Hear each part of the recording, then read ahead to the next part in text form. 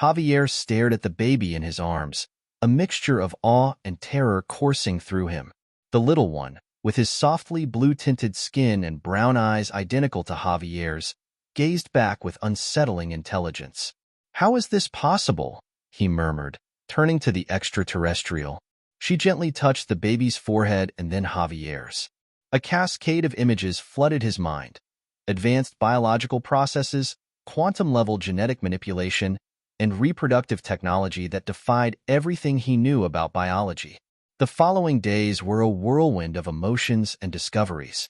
The baby, whom they named Orion, grew at an accelerated pace, displaying abilities beyond human.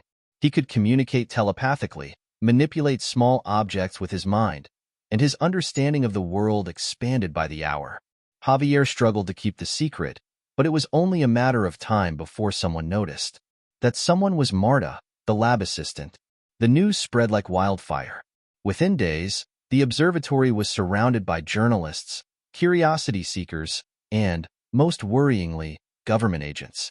In a government building in Madrid, Dr. Elena Vásquez frowned at the blurry images of Javier and the hybrid baby projected on her office screen. As the head of the newly formed Department of Extraterrestrial Security, she knew this was exactly the kind of situation they feared.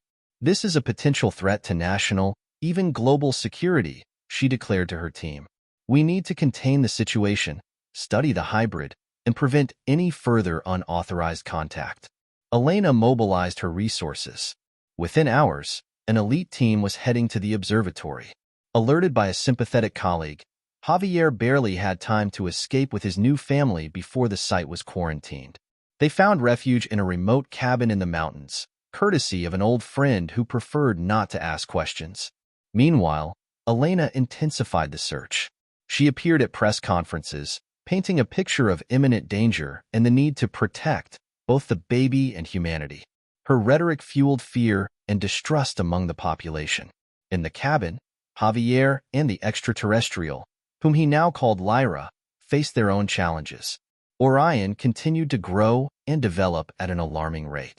Within 2 weeks, he looked like a 2-year-old and his control over his psychic abilities increased daily.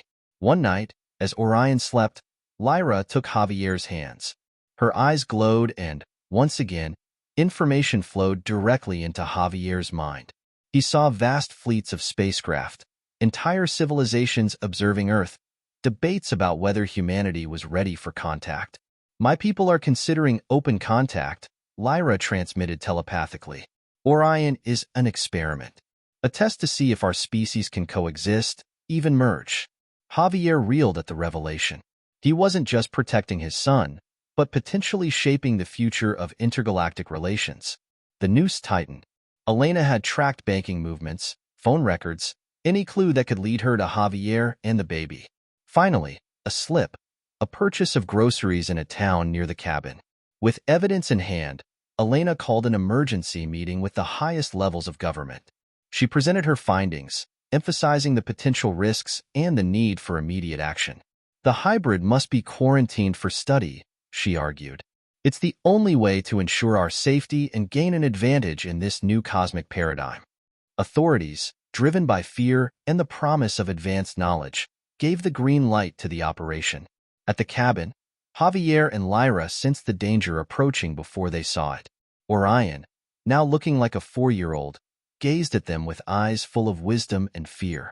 "They're coming for us," said the child, his voice blending with thoughts projected directly into his parents' minds. Javier looked at Lyra, his heart breaking. They could flee, use Lyra and Orion's abilities to escape, perhaps even leave the planet. Or they could face the authorities, risking separation, but hoping to change the minds and hearts of humanity. The sound of approaching helicopters filled the air. Javier took Lyra's hand and embraced Orion. "What do we do now?" he asked, his voice barely a whisper in the rising storm.